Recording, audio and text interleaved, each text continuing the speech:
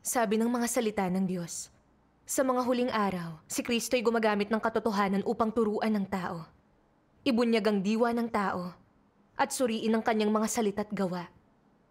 Ang mga salitang ito ay binubuo ng iba't ibang katotohanan.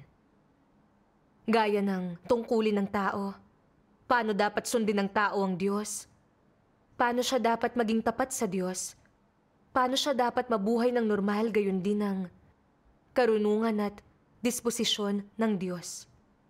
Ang mga salitang ito ay nakatuon sa diwa ng tao at sa kanyang tiwaling disposisyon.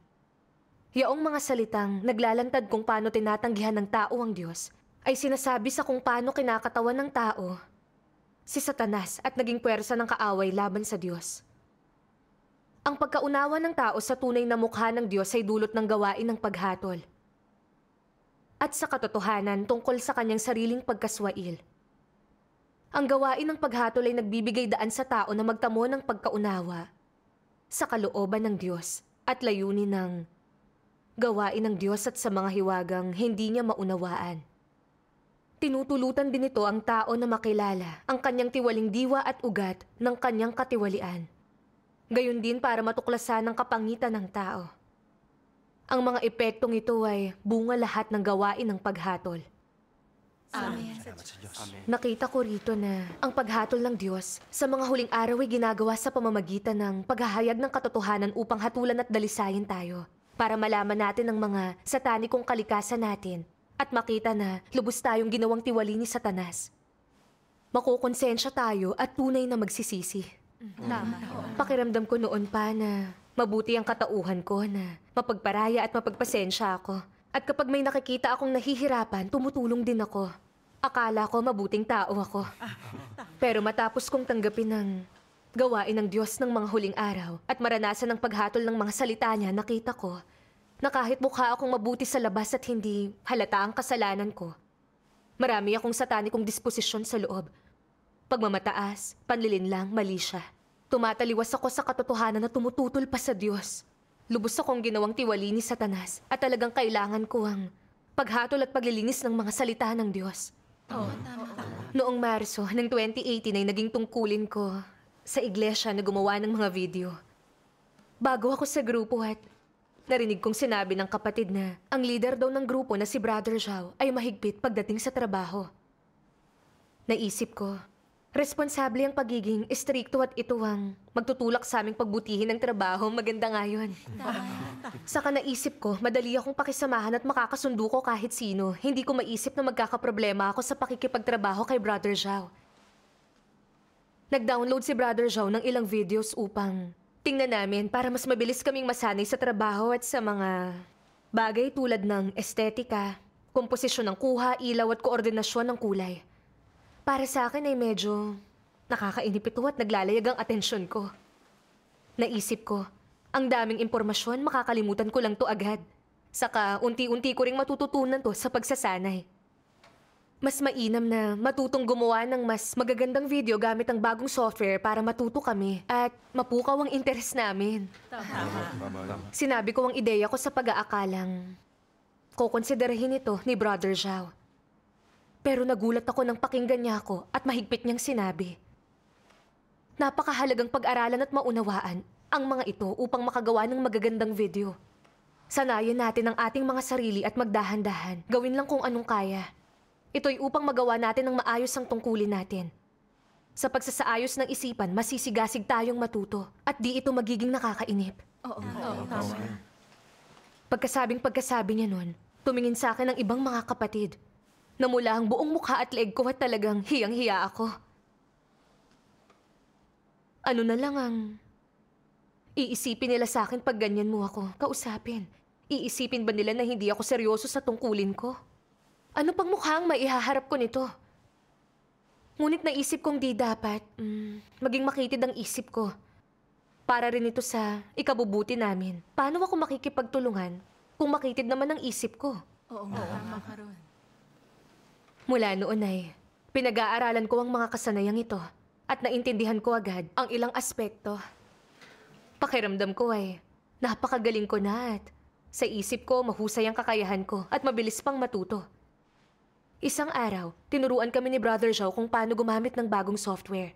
Alam niyo, natandaan ko agad yun pero ang ibang mga kapatid, kailangan pang umulit. Matyaga niya itong itinuro ng 2 beses. Ngunit nauubusan ako ng pasensya. Sa isip ko, ano ba ang mahirap? Nakuha ko na, bakit pa uulitin? Tiningnan ko ang ibang mga materyales. Nang makitang di talaga ako nakatuon sa kasalukuyang gawain, sinabi ni Brother Zhao, "Sister, nakuha mo na ba? Halika at subukan mo ito." Naisip ko, ano pa bang pwedeng gawin? Hindi mo lang ako pinapaniwalaan. Buong kumpiyansa kong sinubukan yun pero natigil ako sa kalagitnaan. Hindi ko alam kung anong sunod kong gagawin. Nanonood lang sa gilid ang ibang mga kapatid. Ang mukha ko nagsimula ng mamula. Gusto ko nang humanap ng pagtataguan. Sinabi ni Brother Zhao ng seryoso ang mukha. "Kapatid, mapagmataas ka, mapagmagaling, at pabaya sa pinag-aaralan mo. Paano mo magagawa ng maayos ang tungkulin mo?" Tama. Lubos akong di sang-ayon sa mga sinasabi niya. Naisip ko na hindi mo lang ako gusto, di ba? Di ka nagtatanong sa iba, sa akin lang, para palabasing wala akong alam. At saka, pinangaralan mo ako sa harap ng lahat, upang isipin ng lahat na mapagmataas ako, hindi ba? Paano ako makikisama sa lahat pagkatapos nito? Habang mas iniisip ko ito, lalo kong nararamdaman na sinasadyang makipag-away sa akin ni Brother Zhao, na gusto niya akong magmukhang masama. Nakaramdam ako ng masamang palagay sa kanya. Kaya mula noon, medyo sinasadya ko na lang na iwasan siya. Pag tinatanong niya ako, halos di ko siya pansinin at kung ano-ano ang sinasabi ko. Natatakot akong pangaralan niya ako pag nalaman niyang may problema sa gawain ko. Pero sa pag-iwas ko sa kanya, mas marami akong issue na nakakaharap. Lagi niya akong pinaaalalahanan. Naging mainitin ang ulo ko dahil dito. At lalo akong hindi nasiyahan sa kanya. Naisip ko, palagi mo akong pinahihiya. Sa susunod na makakita ako ng mali mo, pupunahin ko rin sa harap ng lahat. Upang maramdaman mo ang ginagawa mo sa akin. Di nagtagal, may isa pang kapatid na sumama sa pangkat namin. Binigyan ko siya ng simpleng oryentasyon. At pagdating kay Brother Zhao, inilabas ko lang ang lahat ng opinyon at mga palagay ko tungkol sa kanya. Matapos yun, hindi ako mapalagay. Baka hinuhusgahan ko siya sa likod niya. Pero sa kabilang banda, nagbigay lang ako sa kanya ng tapat kong opinyon upang may malaman siya tungkol sa kanya at makitungo ng nararapat sa kanyang kalakasan at kahinaan. Wala na akong ibang inisip pa. Hindi nagtagal, narinig ko ang isang kapatid na sinasabi sa isang leader ng simbahan ng ilang issue sa tungkulin ni Brother Zhao. Naisip ko, pagkakataon ko nang magbahagi ng saloobin ko. Baka pakitunguhan ng leader si Brother Zhao base sa sinasabi namin. Kaya ngayon, malalaman niya kung anong pakiramdam nun. At baka alisin pa siya pagkatapos pakitunguhan. Kaya hindi ko na siya kailangang harapin araw-araw. Habang iniisip ito, ibinahagi ko sa leader ang tungkol sa mga katiwalian at pagkakamali niya. Akala ko talaga ay mapapalitan na siya. Ngunit pagkalipas ng ilang araw, nang tipunin ng pinuno ang pagsusuri ng lahat ay sinabi niyang may kaunting katiwaliang nabunyag kay Brother Zhao. Gayon din ang kaunting kamalayan sa sarili. At tinako niyang responsibilidad sa tungkulin at may kakayahang gumawa. Pinayagan siyang manatiling leader. Medyo dismayado ako nang marinig ko na yun. Tinawag din ako para sa pagbabahagi. Nung ating pinag-uusapan ng mga issue ni Brother Zhao, binanggit mo lang ang pagkakamali niya. Masama ba ang palagay mo sa kanya? Napakadirektang tao niya. Kaya pag may nagkakamali o kontra sa prinsipyo ng katotohanan, hindi na siya nagpapaligoy-ligoy. Minsan medyo matapang ang dating niya. Ngunit gusto niya lang tulungan ng mga kapatid at itaguyod ang gawain ng simbahan. Di tayo pwedeng magkamali. Kung ililipat natin siya sa ibang tungkulin, makagagambala yun sa gawain ng simbahan. Kung pag-uusapan ng mga isyu niya, kailangan nating suriin kung ang sinasabi natin ay naaayon sa katotohanan. Tama bang motibo natin at anong nahalong katiwalian? Tama. Dahil sa paalala ng pinuno, naisip kong baka mayroon akong seryosong issue. Paano ba ako kumilos nung ginawa ko ang tungkulin ko kasama si Brother Zhao? At medyo hindi ako mapalagay. Idinulog ko sa Diyos ang kalagayan ko sa panalangin at binasa ang mga salitang ito ng Diyos. Yung mga kapatid na laging negatibo ang bukang bibig ay mga kampo ni Satanas at nakakagambala sa iglesia. Isang araw, ang mga taong ito ay kailangang maitiwalag at maalis. Sa paniniwala nila sa Diyos, kung sila'y walang pusong may paggalang sa Diyos at walang pusong masunurin sa Diyos, hindi lamang sa sila'y hindi makagagawa ng anumang gawain para sa Diyos, kundi magiging mga tao na gumagambala sa gawain ng Diyos at mga sumusuway sa Diyos. Kapag ang isa na naniniwala sa Diyos ay hindi sumusunod o gumagalang sa Kanya, ito ang pinakamalaking kahihiyan sa isang mananampalataya. Ang Diyos ay laging nasa puso ng mga taong tunay na naniniwala sa Kanya at lagi nilang taglay ang isang pusong gumagalang at maibigin sa Diyos. Yaong mga naniniwala sa Kanya ay dapat gumagawa ng maingat. At ang mga ito'y alinsunod dapat sa mga pamantayan niya at makalulugod sa puso niya. At sila'y hindi dapat matigas ang ulo, ginagawa ang anumang maibigan, na hindi angkop sa banal na kagandahang asal. Hindi dapat magwala ang mga tao at iwagayway ang bandila ng Diyos habang nandaraya. Pinakamapaghimagsik itong gawain. May sariling patakaran ng mga pamilya at may sariling batas ang mga bansa. Di ba't lalo na sa tahanan ng Diyos? Di ba't mas mahigpit ang mga pamantayan? At mas maraming atas? Malaya silang gawin ang gusto nila. Ngunit ang mga atas ng Diyos ay hindi basta-basta mababago. Ang Diyos ay hindi nagpapahintulot na saktan siya. Amen. Salamat sa Diyos. Amen. Talagang masakit ang mga salita ng Diyos. Nakita ko ang disposisyon ng Diyos ay walang pinahihintulutang pagkakasala. Tama. Na may mga atas sa bahay ng Diyos. Kung may kumikilos ng walang paggalang sa Diyos, hindi makontrol na parang walang pananampalataya. Nanghuhusga ng iba, naghahasik ng alitan at gumagambala sa gawain ng iglesia. Ang taong yun ay isang kampo ni Satanas. Hindi hahayaan ng Diyos na manatili siya sa iglesia. Naisip ko ang ugali ko at ang ipinakita ko sa tungkulin ko, kasama si Brother Zhao.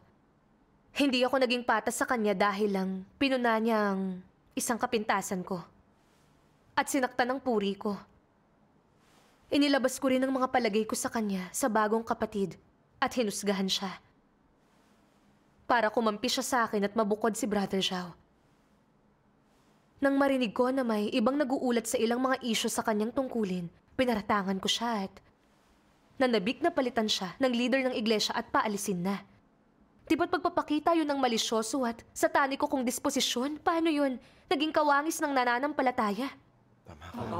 Napagtanto kong sa pagpuna ng mga pagkakamali at pagkukulang ko sa tungkulin ko ay nagiging responsable lang si Brother Zhao sa gawain para matulungan niya ako. Ngunit hindi ako naging patas sa kanya dahil nasaktan ang dignidad ko. Patuloy kong sinubukang humanap ng mali niya. Hinusgahan ko siya at umaasang mapaalis siya. Ano ang papel na ginagampanan ko? Sinisira ko ang gawain ng bahay ng Diyos. Di ba nagiging kampon ako ni Satanas? Natakot ako sa naisip ko kung hindi ito sinuri ng leader ng simbahan batay sa mga alituntunin ng katotohanan at pinanatili siya sa tungkulin niya sa iglesia. Ang gawain ng pangkat ay maaapektuhan. Nang hinayang ako at nagsisi, nakonsensya ako sa ginawa ko sa kanya. Kulang ang pagiging makatao ko. Kundi dahil sa paghatol at paghayag ng mga salita ng Diyos. Dahil manhid ako, hindi ko sana makikilalang sarili ko. Baka itinuloy ko ang paggawa ng kasamaan at kamumuhian ako ng Diyos. Sa wakas, natanto ko kung gaano kapanganib. Kung hindi nalutas ang aking malisyosong satanikong disposisyon. Tama. Yun. Nagsimula akong magnilay-nilay kung anong tunay na ugat ng satanikong disposisyong nabunyag sa akin. Nabasa ko ang mga salitang ito ng Diyos. Isinilang sa isang napakaruming daigdig, ang tao ay nasira na ng labis ng lipunan. Siya'y naimpluwensyahan na ng mga etikang piyudal at naturuan na sa mga instituto ng dalubhasaan.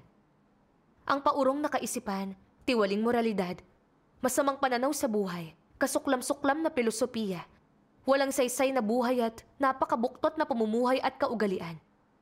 Lahat ng ito ay matinding nang himasok na sa puso ng tao at matinding nagpahina ng kanyang katwiran at inusig ang kanyang konsensya. Bilang resulta, ang tao ay mas lalong malayo sa Diyos at mas lalong naging tutol sa Kanya. Ang disposisyon ng tao ay lalong nagiging mas mabangis sa bawat araw. At wala ni isang magkukusa na talikdan ng anuman para sa Diyos. Kahit isang tao na kusang susunod sa Diyos, o isang tao na magkukusang maghanap sa pagpapakita ng Diyos. Sa halip sa ilalim ng sakop ni Satanas, ang tao'y walang ginawa kundi magpatuloy sa pagpapakasaya. Ibinibigay ang sarili sa katiwalian ng laman sa pusali. Amen. Ganito mag-isip ang mga tao. Kung di ka mabait, di ako makatarungan. Kung bastos ka sa akin, bastos din ako sa'yo.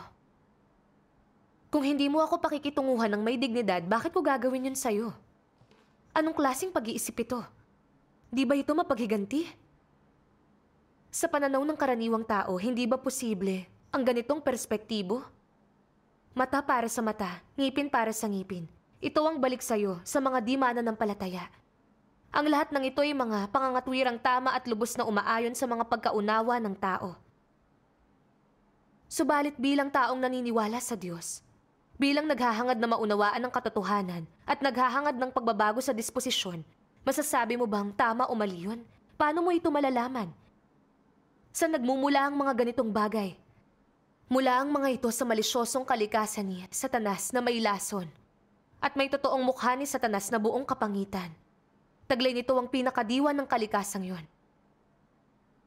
Ano ang katangian ng mga perspektibo, saloobin, pagpapahayag, pananalita, at pati na rin mga kilos na nagtataglay ng diwa ng kalikasang yon? Hindi ba mula kay Satanas ang mga yon? Umaayon ba sa sangkatauhan ng mga aspetong ito ni Satanas? Umaayon ba ang mga ito sa realidad ng katotohanan? Ganito ba dapat ang gawain ng mga sumusunod sa Diyos? At pananaw na dapat nilang taglayin? Hindi. Naintindihan ko sa mga salita ng Diyos na ang pagsisiwalat ng malisyosong, satanikong disposisyong ito at paggawa ng hindi makataong bagay ay di lang pagpapakita ng katiwalian. Ito'y dahil kinontrol ako ng lason at kalikasan ni Satanas. Sa pamamagitan ng pambansang edukasyon at panlipunang pagkondisyon, binababad ni Satanas ang mga tao sa napakaraming lason nito. Tulad ng aatake kami pag inatake kami. Kung inatake kami, gaganti kami. Mata para sa mata at ngipin sa ngipin. At matikman mo ang ipinaranas mo dahil tiwali at nalason na ng mga satanikong pilosopiyang ito ang mga tao ay nagiging mas mapagmataas, makasarili, mapanlinlang at taksil. At handa silang hamakin ang lahat upang protektahan ang kanilang mga interes at imahe. Hindi nila kayang makipag-ugnayan sa isa't isa ng maayos. Wala silang pag-unawa at pasensya kapag ang mga salita o kilos ng ibang tao ay nakaapekto sa sarili nilang interes. Nagkakaroon sila ng pagkiling. Hinahamak sila o kaya naghihiganti pa. Ito ay tulad ng CCP upang mapanatili ang diktadorya nito at protektahan ng imahe nito bilang mahusay, maluwalhati, tama. Walang hinahayaang ibunyag ang masasamang gawain nito. Maaari lamang silang papurihan. Sino mang magsasabi ng totoo at maglalantad sa Partido Komunista na susugat sa maluwalhating imahe nito ay siguradong parurusahan. Ikinukulong nito ang mga tao sa gawa-gawang kaso at pinapatay pa sila para lang patahimikin. Napakalupit ng malaking pulang dragon. Tama. Nilason ako ng malaking pulang dragon at puno ako ng satanikong disposisyon. Hindi ko tinatanggap ang katotohanan. At ayokong malantad ang katiwalian ko. Hindi ko kasundo ang kumukompromiso sa sarili kong interes. At tinuturing ko pa silang kaaway. Nang naging matapat si Brother Zhao upang punahin ang mga aktwal kong pagkukulang, di lang ako nabigong tanggapin yon na mapagkumbabang tanggapin ang kanyang tulong. Nagtanim ako ng sama ng loob sa kanya dahil ito'y nakaapekto sa reputasyon ko. Chinismis ko siya, siniraan at gusto ko na siyang mapalitan. Kumilos akong parang kampo ni Satanas at ginambala ang gawain ng iglesia. Noon ko lang nakita kung gaano ako lubos na tiniwali ni Satanas. Ako'y mapagmataas, mapanlinlang, makasarilit malisyoso. Nabunyag ang sataniko kong disposisyon nang walang matinong kawangis ng tao. Nakita ko na kung hindi ito malulutas, ay tsak nawawasakin ako ng Diyos. Ngayon, alam ko nang noong tingin ko sa sarili ko ay mapagparaya, mapagpasensya at may mabuting katauhan, iyon ay dahil walang nanghihimasok sa mga interes ko. Pero sa oras na nagkakaroon, lumalabas ang satanikong kalikasan ko. Oo. Lumaki ang galit ko sa sarili. Ayoko nang mabuhay ayon sa satanikong disposisyon. Nanalangin ako ng pagsisisi ng handang hanapin ang katotohanan upang tanggapin ang paghatol at paglilinis ng mga salita ng ating Diyos. Amen. Maya-maya, nabasa ko ang salita ng Diyos. Kung sa pananalig sa Diyos ay madalang silang mabuhay sa harap niya, di nila magagawang gumalang sa Kanya at di nila malalayuan ang kasamaan. Magkakaugnay ito.